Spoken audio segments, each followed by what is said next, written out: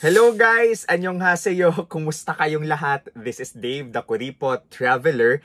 At kayo ba ay nagpaplano na bumiyahe sa Korea? Pangarap nyo bang mag-Korea but you don't know where to start? Anong mga dapat isipin? Then this vlog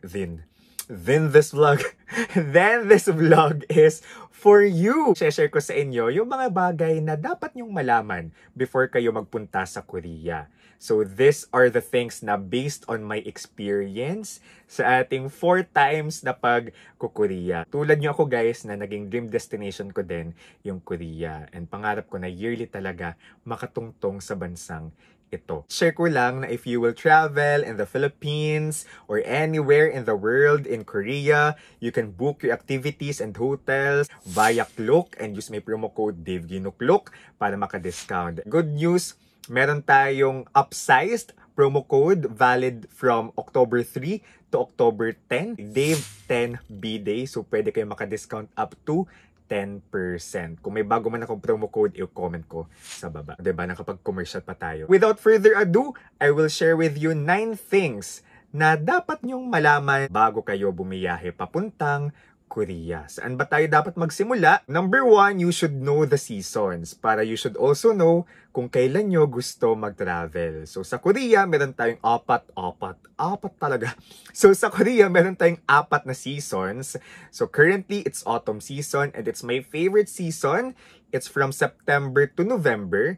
And then we have winter from December to March. And then spring from April to June. And then summer from July to August. Dapat alam nyo kung kailan nyo gusto pumunta, anong bet nyo. Ako personally, bet ko talaga yung autumn at nakapag-spring na rin tayo. Napakaganda ng Korea sa 2 seasons na ito. Siyempre, yung dadalhin yung mga damit ay aligned din sa panahon. Kung malamig, mag-jacket kayo, pwede nyo rin i-check yung mga temperature online. Alright? Search nyo lang sa Google. For example, Seoul weather today. Pwede mong ma-search yun. Number 2, this is important. Requirement, guys, para sa ating mga Pinoy, ang visa. Yes, bilang mga citizens ng isang bansa na may mahinang passport, not powerful passport, every time kailangan natin mag-submit ng requirements just to prove na kaya nating makapag-Korea.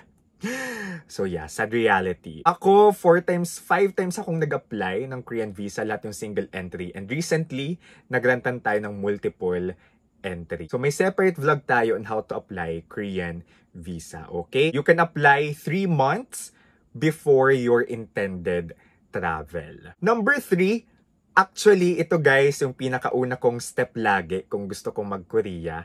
This is booking my flight. Ideally, dapat may approved visa na kayo before kayo mag-book ng flight to Korea kasi syempre di natin alam. Ako, I always take the risk na mag-book muna ng ticket kasi nag-aabang talaga ako ng piso sale. So, bahala na regardless if ma-approve or ma-deny, basta nakapag-book ako ng murang ticket. Nire-risk ko talaga siya. Usually, nakakapag-book ako ng 8,000 kapag piso sale. Although, kapag piso sale, makakakita din kayo ng as low as 6,000 na airfare, round-trip airfare with baggage na yan. Usually, nasa March ito. March, June, tapos September. Ito yung napansin ko this year. At mag-abang kayo ng alas 12, guys. Dapat may dates na kayong target kung kailan yung gustong pumunta ng Korea. At dapat may backup din kayo kasi mabilisan magkaubusan. More than 50% ng total expenses ko sa Korea for my Korea travels ay kinakain ng accommodation at flight ticket.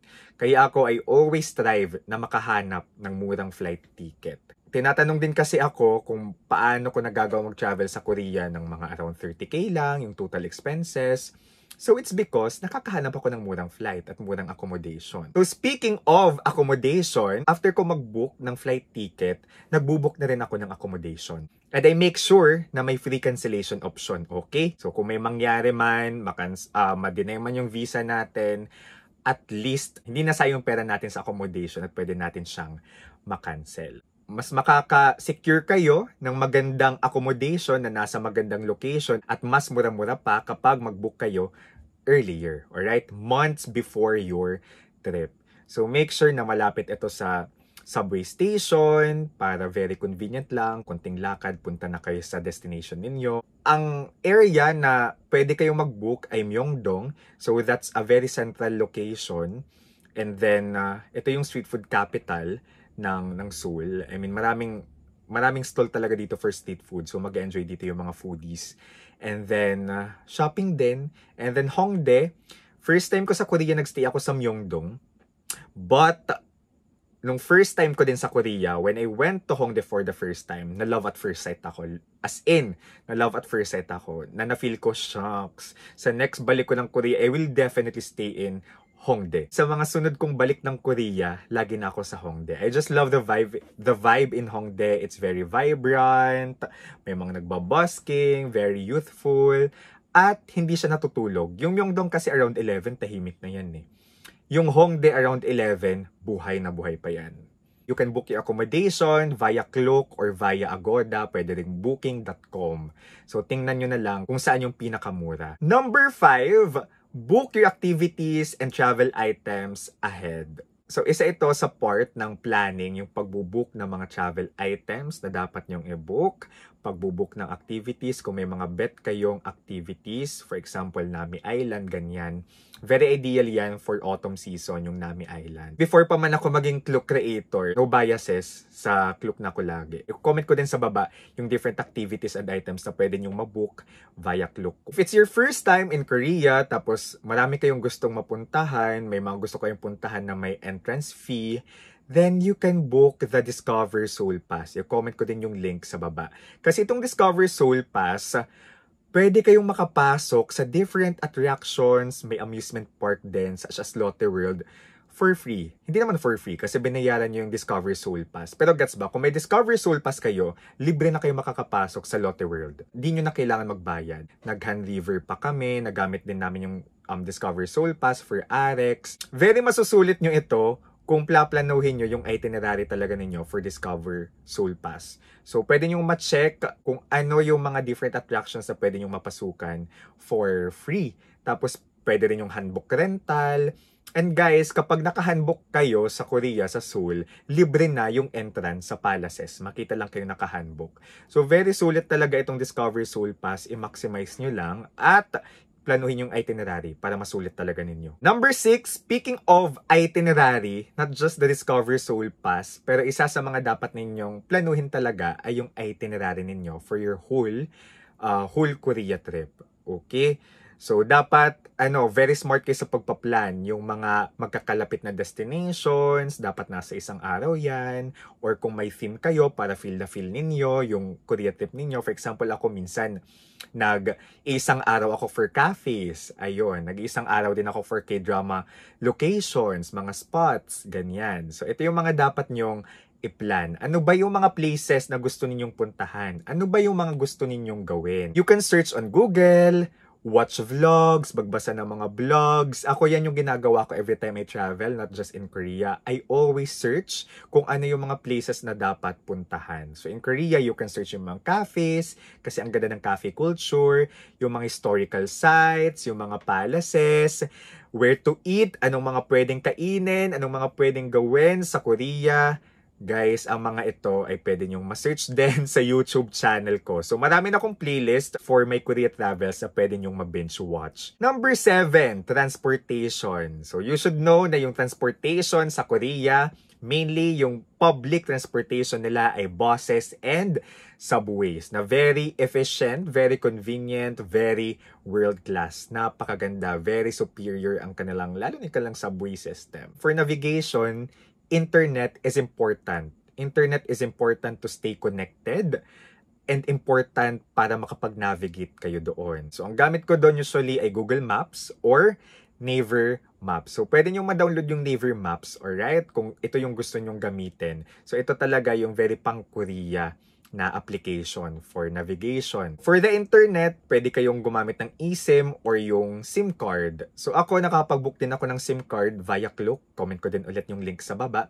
So guys, kapag mag-book kayo ng SIM card, for example, and other items na kailangan i-pick up sa airport, may instruction naman din na ibibigay sa inyo after nyong mabook yung item. And guys, if late kayong darating sa Korea, kasi usually yung mga murang ticket ay nasa gabi yan, may late night bus naman. Alright, may late night bus papuntang Seoul Station usually. Yun yung sinasakyan ko kapag late na akong dumarating ng Korea. May vlog din ako dyan, late night bus. Number 8, the money. Before kayo lumipad papuntang Korea, make sure na meron kayong bitbit na Korean won. Yun yung local currency nila, yung Korean won. Actually, pinakamurang magpapalit talaga sa mga bangko. So ako, yung favorite kong palitan ay nasa harap ng Chinese Embassy sa Myeongdong. May vlog din ako dyan, panoorin nyo. Hindi ko alam yung exact name, pero sa harap ng Chinese Embassy. Tapos guys, since babalik tayo sa Korea, balita ko, okay din daw mag-withdraw gamit yung GoTime or GCash na card. So, i-check din natin yan. Mas mura din kapag magswa-swipe-swipe na lang tayo ng card sa Korea. Ito yung napansin ko. Never pa ako nag-withdraw, pero na-experience ko na yung GoTime card ko, yun yung ginagamit kong pambayad. And definitely, mas mura siya kaysa sa won. Alright, na napapalit natin sa Korea. Suggest kung kayong mag-card as much as possible, mag-card na lang kayo.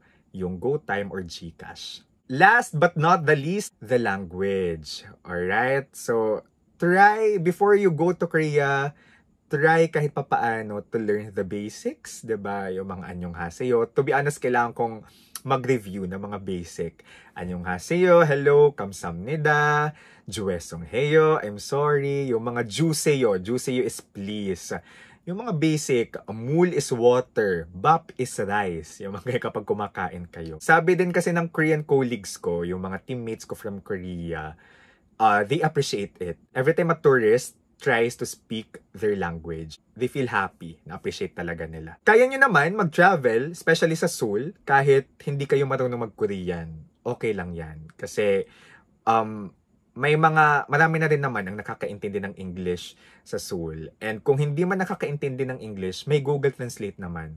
Sa Google Translate din, may feature siya na pwede nyong, for example, may mga text, may mga words in Korean, na pwede nyong iharap lang yung camera, masascan ng Google Translate, and then ma-translate niya into English right away. So, ganun. So ako, it also helps na alam ko na rin magbasa ng Hangul. Madali lang guys. Feeling ko in 1 day, in 5 hours, memorize nyo na. Yung Hangul na, characters, kung paano basahin. So yun guys, things you should know before going to Korea. And sana itong mga na-share ko ay makatulong sa inyo para magplano, 'di ba? Magkaroon kayo ng idea paano magplano kung kayo ay pupunta ng Korea.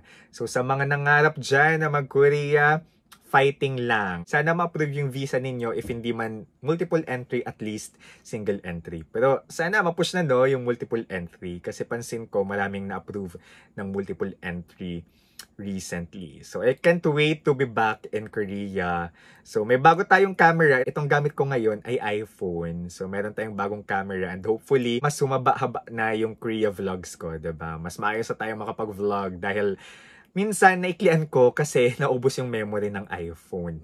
Can't wait to share my experiences in Korea with you. It's autumn season. So, it's my favorite season. Can't wait to be back.